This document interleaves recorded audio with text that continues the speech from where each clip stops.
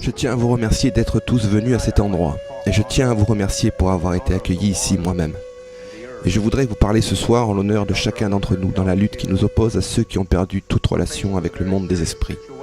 Je voudrais parler en l'honneur du vent, de l'air, de l'eau, tous les éléments naturels. Il s'agit d'un rassemblement de survie. Et l'une des choses que je vous souhaite à tous d'apprendre pendant que vous êtes ici, c'est d'apprécier l'énergie et la puissance des éléments que sont le soleil, la pluie et le vent. J'espère que vous allez sortir d'ici en ayant compris ce qu'est vraiment le pouvoir, la seule vraie puissance. Le seul vrai pouvoir, la seule vraie connexion que nous aurons jamais au pouvoir, c'est notre relation à la Terre-Mère. Nous ne devons plus nous perdre dans la confusion. Nous ne devons plus nous laisser berner par leurs illusions. Il n'y a pas de puissance militaire, il n'y a que du terrorisme militaire. Il n'y a pas de puissance économique. Il y a seulement une économie et un marché d'illusions, de leurres, dont nous sommes devenus des esclaves. C'est cela qu'il nous faut réapprendre à regarder. Ceux à qui vous déléguez le pouvoir n'ont que le pouvoir que vous leur portez. Mais en réalité, ils n'ont aucun véritable pouvoir dans leurs mains. Ce prétendu pouvoir n'est que de l'oppression. La puissance est en nous, car nous sommes une partie naturelle de la Terre. Nous sommes une extension de la Terre. Nous ne sommes pas séparés d'elle. Nous en faisons partie. La Terre est notre mère. La Terre est un esprit, et nous sommes un prolongement de cet esprit. Nous sommes esprit. Nous sommes le pouvoir. Ils peuvent nous faire croire que nous devons croire en eux, que nous devons assumer ces identités de consommateurs, ces identités politiques, ces identités religieuses, ces identités raciales. Ils veulent nous séparer de l'essence même de la vie. Ils veulent nous séparer de qui nous sommes. C'est un génocide perpétuel. Ils ont essayé de prendre et de supprimer notre identité naturelle, notre lien spirituel naturel avec la Terre, mais nous avons survécu. Nous avons toujours survécu. Comme les peuples autochtones de l'hémisphère occidental, nous avons appris à lutter et à vivre en raison de la lutte de notre vie. Nous avons appris à vivre avec l'harmonie et le respect de notre mère nature. Mais nous n'avons jamais oublié qui nous étions. Et nous sommes toujours présents. Quand je parcours l'Europe ou l'Amérique et que je vois la majeure partie de la population blanche, je me rends compte qu'ils ne se sentent pas opprimés. Ils se sentent impuissants. Quand je retourne au sein de mon peuple, je constate que nous ne nous sentons pas impuissants. Nous nous sentons opprimés. Nous ne voulons pas participer à ce commerce. Nous avons toujours refusé. Ainsi, par-delà le génocide physique qu'ils tentent d'infliger à nos vies, nous comprenons le génocide psychologique qu'ils ont déjà infligé à leur propre peuple. Nous comprenons le compromis qu'ils veulent que nous fassions pour notre survie, que nous soyons asservis à eux, que nous perdions comme eux notre véritable connexion au pouvoir, notre véritable connexion à la terre. Nous tous, Amérindiens, autochtones, peuple premier, allons avoir à agir en tant que passeurs et messagers. Nous allons devoir courir et agir comme autant d'enseignants. Nous allons avoir à parler à tous les gens qui daigneront écouter ce que nous pensons, ce que nous savons être juste, ces sens que nous avons préservés. Nous allons devoir trouver et inventer des façons de devenir une communication de nous-mêmes. Ils ont peur de nous. Nous devons toujours nous rappeler que chaque fois qu'ils ont créé un système, ce système s'est construit sur des mensonges et des trahisons. Tel est le propre de leur commerce. La manipulation. Leurs pouvoirs ne sont que des faiblesses. Nous devons persister dans notre lutte et rester engagés dans notre résistance, comme nous l'avons toujours fait. Peu importe combien de cellules de prison ils construisent et construiront, peu importe la corruption, le racisme, les mensonges et les coups qu'ils nous porteront, nous devons veiller par-dessus tout à ne jamais leur ressembler, à ne jamais devenir comme eux. Peu importe leur détournement de sens et leur inversion de la vie. Peu importe leur nombre et peu importe leur position illusoire de respectabilité. C'est notre droiture et notre intégrité qui fera la différence. Nous prenons la décision. Nous sommes le pouvoir. Peu importe qu'ils nous exterminent, car à quoi bon vivre sur ce lieu sacré? À quoi bon être ici si nous ne pouvons pas vivre avec dignité et respect? Peu importe ce qu'ils font de nous, peu importe comment ils nous frapperont, chaque fois qu'ils le font, chaque fois qu'ils le feront, nous devons continuer. Mais nous ne devons jamais devenir comme eux. La seule chose qui m'a toujours tracassé au sujet des révolutions, c'est que chaque fois que j'ai rencontré des révolutionnaires, ils ont agi simplement par haine de l'oppresseur. Ce que nous devons faire, c'est agir par amour pour notre peuple, par amour pour notre terre-mère. Peu importe qu'ils n'éprouvent jamais d'amour pour eux-mêmes ou pour la terre. Nous devons quant à nous toujours agir par amour pour le peuple et pour la terre. Nous ne devons jamais réagir comme ceux qui n'ont plus de sens. Quelles que soient les chaînes, l'esclavage et l'esclavage, nous devons évaluer nos valeurs, partager les connaissances. Nous devons nous débarrasser des concepts qui nous ont obligés à apprendre. Nous ne devons pas nous laisser entraîner dans leurs pièges. Quoi que nous fassions, nous devons le faire en tant que résistance. Tout ce que nous faisons en tant que peuple, tout ce que nous faisons au nom du peuple et de la terre, nous devons le faire avec humilité et avec gratitude pour ce que nous sommes et ce que nous avons. Mais nous ne devrions pas le faire avec fierté. Parce que John Wayne est fier, les Marines sont fiers, les bombardiers B-52 sont fiers. Comment allons-nous obtenir notre libération si nous prenons sur leurs caractéristiques? Il est temps pour nous tous de penser. Nous devons comprendre qu'ils veulent que nous soyons paresseux dans nos esprits, serviles dans nos vies, et vides ou avides dans notre réflexion. Ils veulent nous garder dans la confusion, de sorte que nous continuions à croire en leurs mensonges, les uns après les autres, comme ils ont pu les programmer dans leurs esprits et dans leur société. Mais regardez bien, tout leur système ne repose que sur des illusions. Nous sommes le pouvoir. Et c'est la façon dont nous utilisons notre énergie qui permet à l'ennemi de nous abuser, ou pas. Notre résistance et notre lutte pour la survie doit être totale, absolue.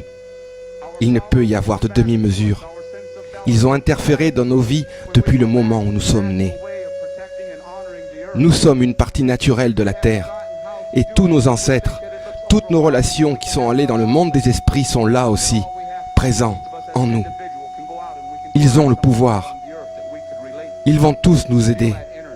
Ils nous aideront à voir, à entendre, à comprendre, si nous sommes disposés, nous-mêmes, à voir, à penser, à écouter. Nous ne sommes pas séparés d'eux, parce qu'il n'y a nul autre endroit où aller.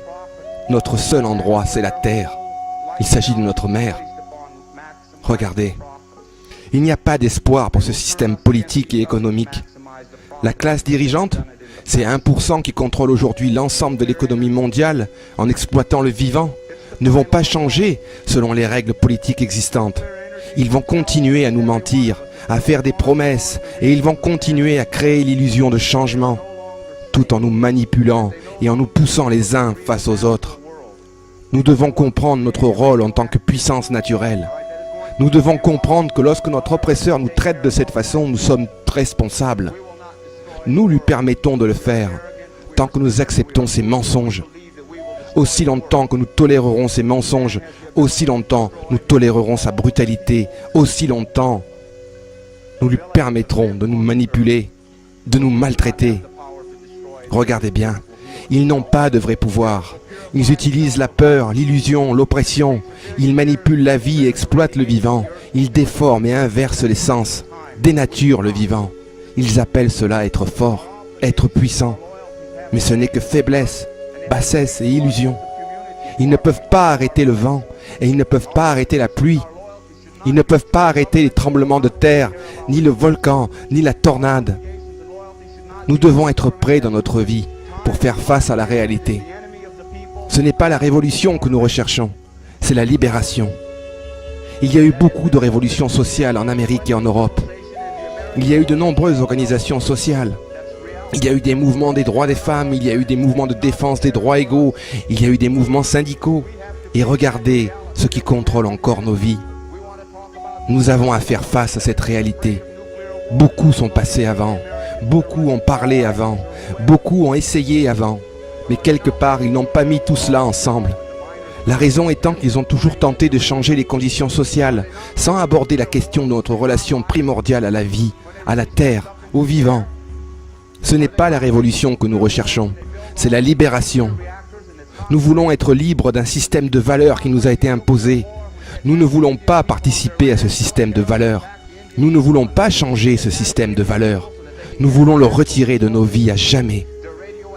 Ce n'est pas la révolution que nous recherchons, c'est la libération. La libération, nous voulons être libres. Mais pour que nous soyons libres, nous devons assumer nos responsabilités en tant que puissance, en tant qu'individu, en tant qu'esprit, en tant que peuple. Nous devons aller au-delà de l'arrogance des droits de l'homme. Nous devons aller au-delà de l'ignorance des droits civils. Nous devons entrer dans la réalité des droits naturels, car l'ensemble du monde naturel a droit à l'existence. Nous sommes seulement une petite partie de celui-ci. Nous sommes un lien spirituel avec la Terre. En tant qu'individus, nous avons le pouvoir, et collectivement, nous avons la même puissance que le tremblement de terre, la tornade et les ouragans.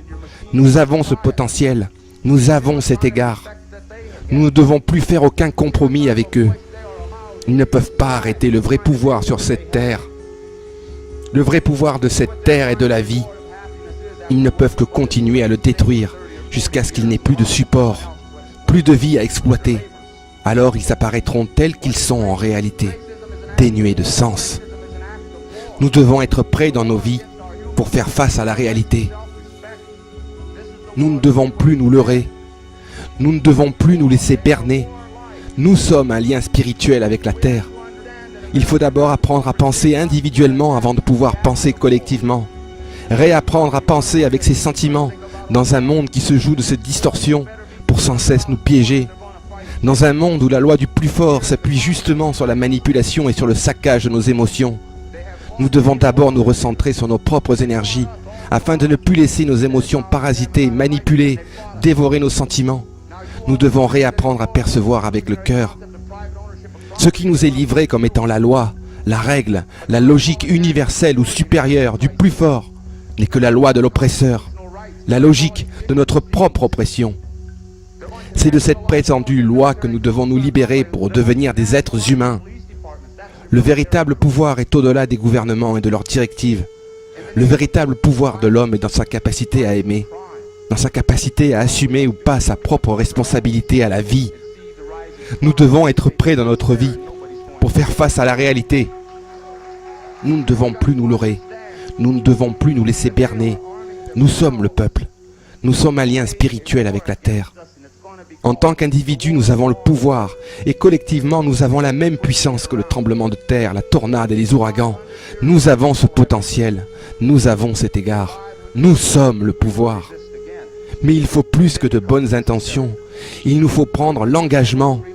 Cela signifie qu'à certains moments dans nos vies, nous allons devoir décider du mode de vie à suivre sur cette terre.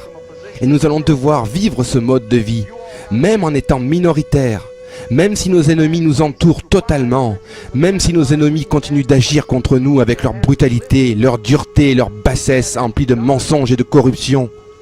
Nous allons avoir à nous lever face à la brutalité et à la dureté, face aux bassesses, face à tous ces mensonges, face à toutes ces corruptions. Nous vivons dans une société technologique qui crée beaucoup d'illusions de la réalité. Cette civilisation est l'entité la plus irresponsable de se comporter qui ait jamais vécu sur cette planète. Cette civilisation n'est pas une question de responsabilité. Elle est fondée sur la manipulation, la culpabilité, l'agressivité, la perversité et la banalisation de tous les comportements malsains qui en découlent. C'est un monde d'ombre. Le monde réel ne retrouvera sa lumière que lorsque chacun d'entre nous assumera sa propre responsabilité à la vie. Telle est le lutte. Tel est le but, la libération de la terre, de notre mère, de la mère du vivant. C'est seulement en libérant la terre, en nous libérant de ceux qui la détruisent et la méprisent en exploitant le vivant, que nous pourrons enfin nous libérer. C'est la seule manière d'agir au présent, à travers notre passé, notre histoire. C'est ainsi que nous déterminerons le futur. Et le futur, c'est maintenant. Nous pouvons le faire. C'est notre devoir. Nous sommes le pouvoir.